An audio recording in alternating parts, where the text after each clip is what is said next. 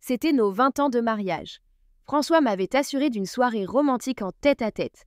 J'avais tout organisé. Dîner aux chandelles, notre chanson préférée, mais à minuit, il n'était toujours pas là. Un message anodin sur son téléphone a révélé une toute autre vérité, une vérité brûlante comme les flammes qui allaient bientôt consumer nos secrets. Le silence dans la maison était assourdissant. Les bougies que j'avais allumées avec tant de soin commençaient à peine à faiblir, leurs flammes dansant tristement dans le léger courant d'air. 20 ans que François et moi avions échangé nos vœux, promettant un amour éternel. Ce soir, je voulais célébrer cet anniversaire comme au premier jour, avec la même étincelle dans les yeux, le même battement de cœur. J'avais préparé son plat préféré, un coq au vin mijoté pendant des heures, la maison embaumait les arômes riches et réconfortants.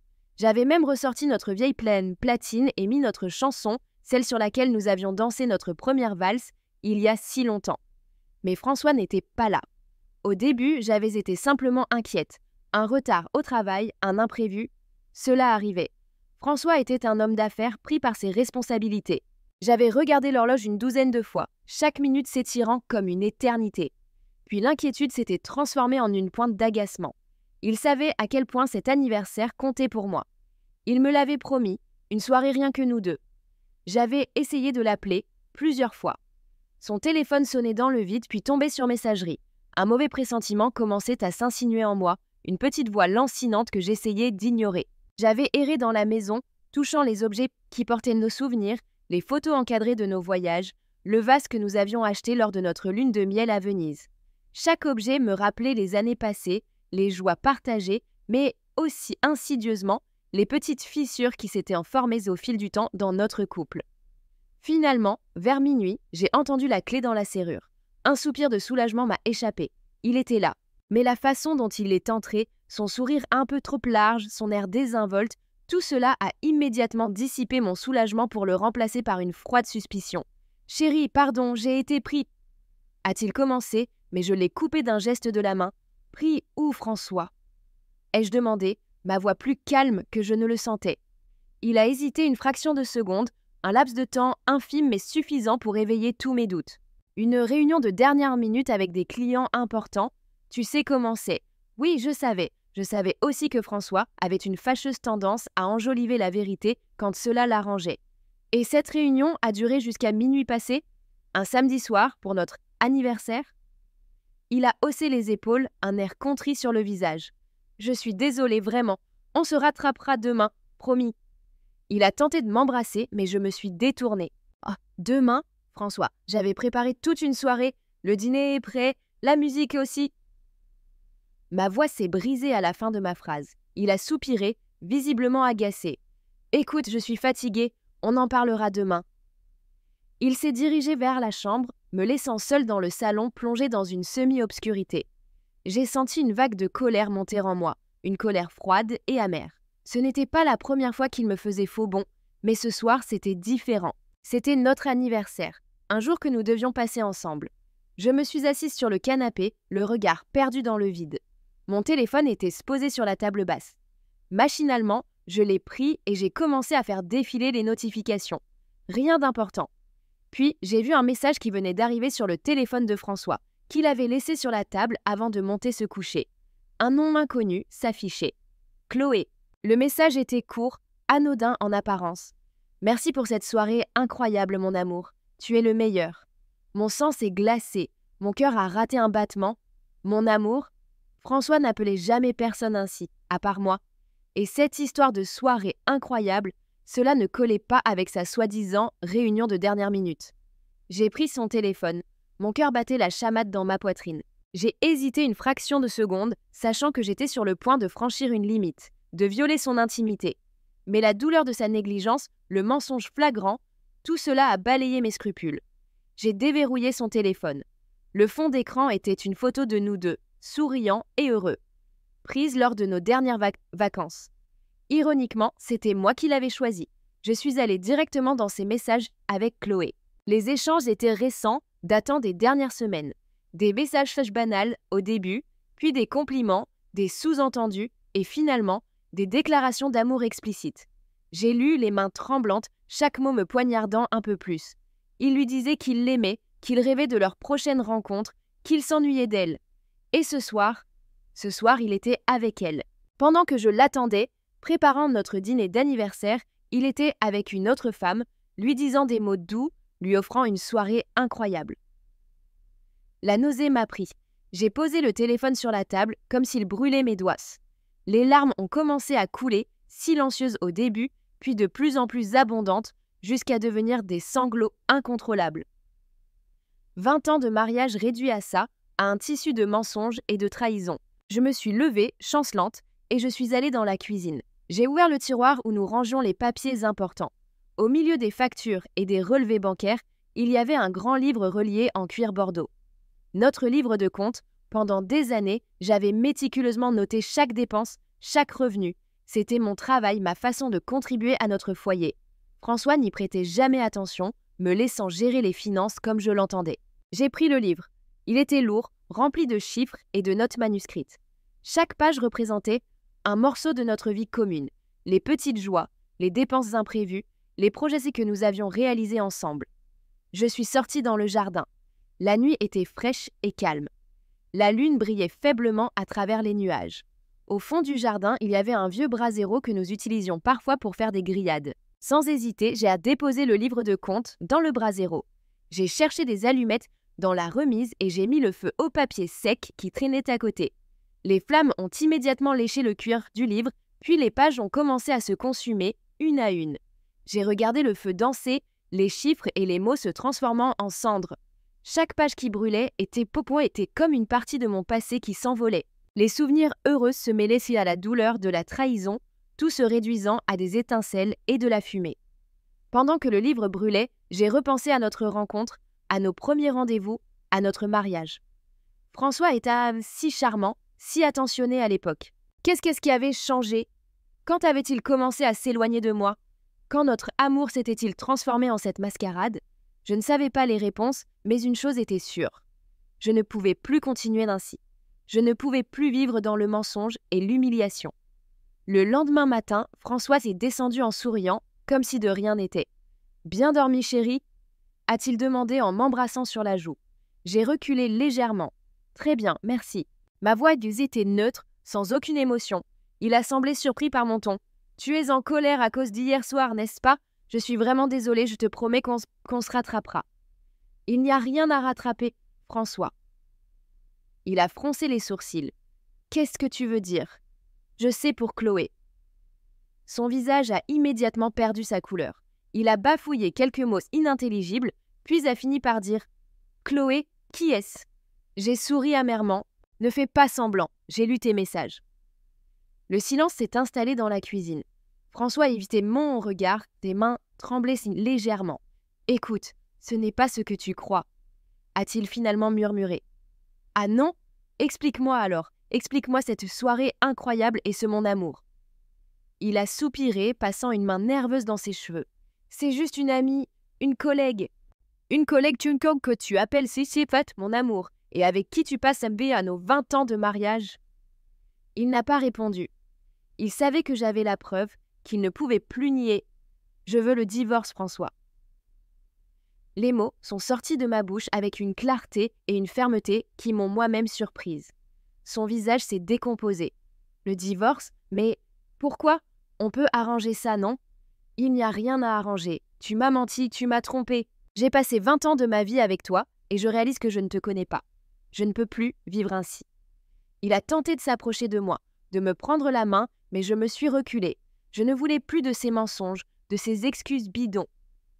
S'il te plaît, ne fais pas ça. Pense à ce qu'on a construit ensemble. Ce que j'ai construit, tu veux dire? Pendant que je m'occupais de la maison, des finances, de tout, toi tu étais avec une autre. Mes paroles étaient dures, mais elles reflétaient la vérité. J'avais toujours tout donné à notre couple, sacrifiant mes propres rêves et ambitions pour le bien de notre famille. Et lui, pendant ce temps, me trahissait sans vergogne. Je suis désolée, vraiment désolée. C'était une erreur, une passade. Une passade qui dure depuis combien de temps, François? Il a baissé les yeux, incapable de me répondre.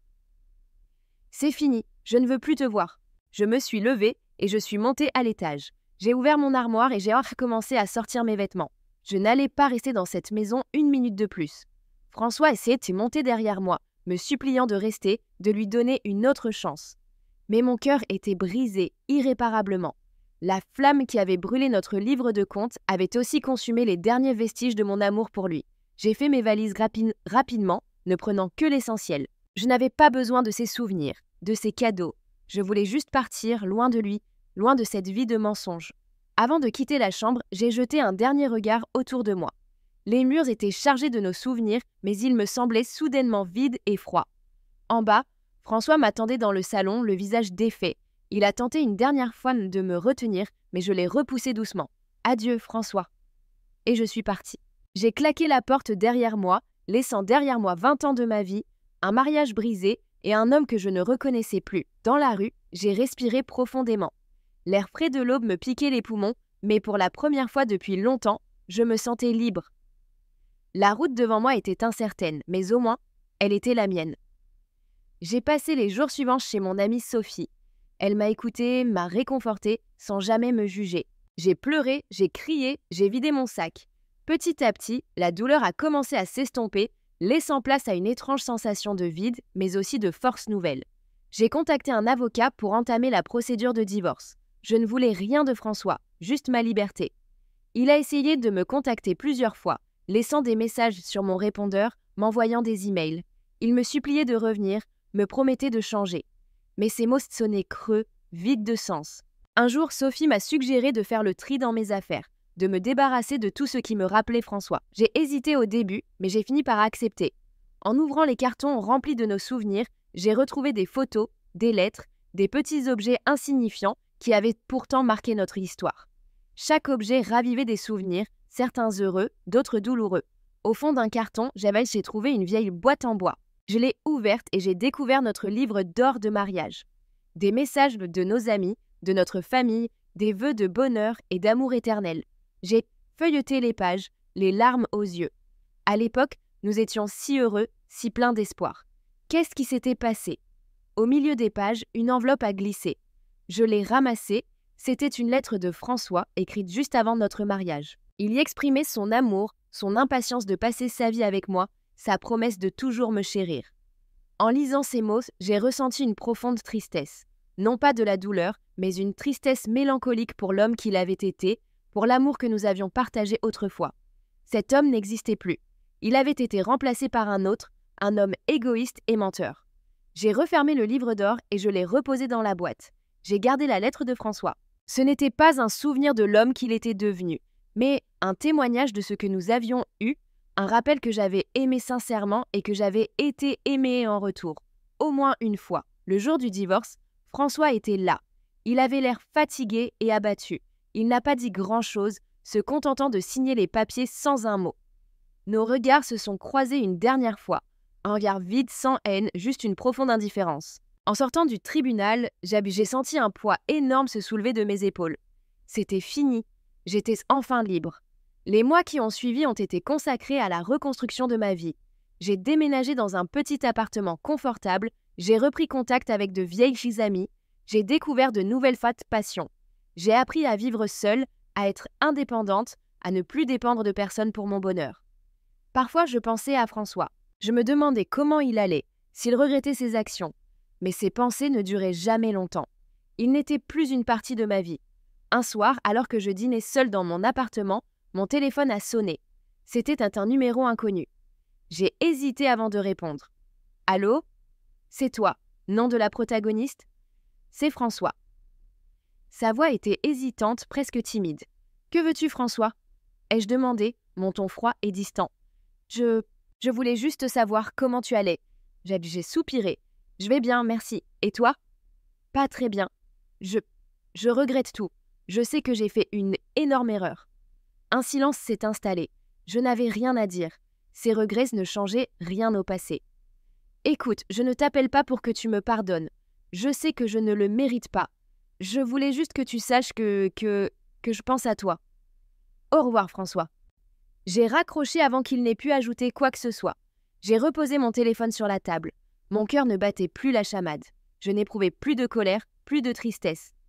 Juste un sentiment de détachement, comme si je parlais à un étranger. J'ai terminé mon dîner tranquillement, Puis je me suis installée dans mon fauteuil préféré avec un bon livre. La vie continuait, j'avais tourné la page. Et cette fois, c'était pour de bon. Les semaines se sont transformées en mois. La vie dans mon petit appartement était simple, paisible. J'avais repeint sans les murs en couleur claire, acheté de nouvelles plantes, créé un espace qui m'était propre, un refuge où les souvenirs de François ne pouvaient plus m'atteindre. J'avais retrouvé le plaisir de faire des choses pour moi, de lire des livres tard le soir, de prendre de longs bains moussants, de sortir dîner avec Sophie et d'autres amis. Mon travail me plaisait toujours. J'étais comptable dans une petite entreprise et j'aimais la rigueur des chiffres, la logique implacable des bilans. Cela me changeait des émotions tumultueuses de ma vie personnelle. Un jour, en rentrant du travail, j'ai trouvé une lettre dans ma boîte aux lettres. L'écriture sur l'enveloppe m'était familière. C'était celle de la mère de François, une femme que j'avais toujours appréciée. J'ai hésité avant de l'ouvrir. Nos relations étaient restées cordiales après le divorce, mais nous ne nous étions pas revus. La lettre était courte et touchante. Elle me disait qu'elle était désolée de ce qui s'était passé avec François. Elle savait que j'avais beaucoup souffert et elle admirait ma force et mon courage. Elle terminait en me disant qu'elle espérait que je trouverais le bonheur que je méritais. J'ai relu la lettre plusieurs fois. Les mots de sa mère m'ont fait chaud au cœur. C'était réconfortant de savoir qu'elle comprenait ma décision et qu'elle ne m'en voulait pas. Quelques semaines plus tard, j'ai reçu un appel inattendu. C'était une avocate m'informant que mon divorce était officiellement prononcé. C'était une étape importante, la fin d'un chapitre douloureux de ma vie. J'ai ressenti un mélange de soulagement et de tristesse. Soulagement d'être enfin libérée, tristesse pour les années perdues et les rêves brisés. La vie a continué son cours. J'ai rencontré de nouvelles personnes, j'ai exploré de nouveaux centres d'intérêt. J'ai même commencé à prendre des cours de poterie, une activité manuelle et créative qui me détendait énormément. Un soir, alors que j'étais à un vernissage avec Sophie, j'ai aperçu François de l'autre côté de la salle. Mon cœur a fait un bond dans ma poitrine. Cela faisait plusieurs mois que je ne l'avais pas vu. Il avait l'air plus mince, les traits tirés. Il était seul, appuyé contre un mur, un verre à la main. J'ai hésité à le saluer, mais il m'a vu et s'est approché. Nom de la protagoniste. Ça fait longtemps. Sa voix était basse, presque inaudible. François. J'ai essayé de garder mon ton neutre. Un silence gênant s'est installé. Il semblait mal à l'aise, ne sachant pas quoi dire. Je voulais juste te dire que je suis contente de te voir. Tu as l'air bien. Merci, toi aussi, enfin, ça va. Il a soupiré. La vie n'est pas facile en ce moment. J'ai haussé les sourcils, attendant la suite. Chloé m'a quitté. Oh, votre marquis. Un éclair de satisfaction a traversé mon esprit, mais je l'ai immédiatement réprimé. Je ne voulais pas me réjouir du malheur des autres. Je suis désolée d'entendre ça, ai-je dit, sans vraiment le penser. Non, tu ne l'es pas, et tu as raison de ne pas l'être. J'ai tout gâché, je t'ai perdu, et maintenant je l'ai perdu aussi. Il avait l'air sincère, mais ses paroles ne me touchaient plus. J'avais tellement souffert à cause de lui que je n'avais plus de compassion à lui offrir. Écoute, François, je dois y aller. C'était bien de te revoir. Je lui ai fait un signe de tête et je me suis éloignée, le laissant seul avec ses regrets. Les mois ont continué à s'écouler. J'ai appris à apprécier ma solitude, mon indépendance. Je n'avais plus à rendre de compte à personne, je pouvais faire ce que je voulais, quand je voulais. C'était une liberté que je n'avais jamais connue auparavant. Un jour, j'ai reçu un email de mon avocat. Il m'informait que la vente de notre ancienne maison était finalisée et que ma part du produit de la vente avait été versée sur mon compte. C'était une somme importante, plus que ce à quoi je m'attendais. J'ai réfléchi à ce que j'allais faire de cet argent. J'aurais pu l'investir, l'économiser, mais j'ai eu une autre idée. J'ai toujours rêvé de voyager, de découvrir de nouveaux pays, de nouvelles cultures.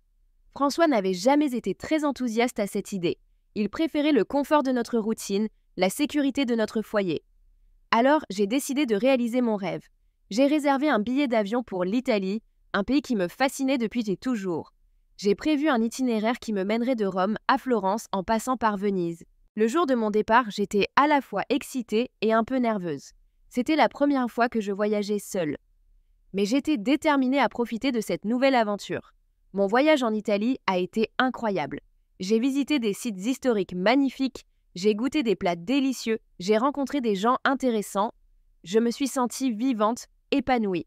Un soir, alors que j'étais assise à la terrasse d'un café à Rome, en train de déguster une glace, J'ai reçu un message sur mon téléphone. C'était un message de François. J'espère que tu vas bien. Je suis tombée sur une vieille photo de nous deux aujourd'hui. Ça m'a rappelé de bons souvenirs. J'ai regardé le message, un pincement au cœur. Oui, il y avait eu de bons moments, mais ils étaient loin derrière nous. J'ai hésité à répondre, puis j'ai tapé un court message. Je vais bien, merci. Profite de tes souvenirs.